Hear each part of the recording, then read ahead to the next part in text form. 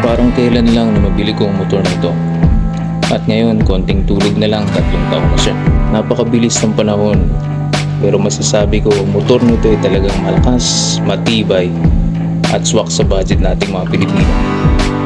Kaya itong motor na to ang pinaka the best at number 1 na Pantra Classic na motor dito sa Pilipinas. Ang Yamaha YTX 125.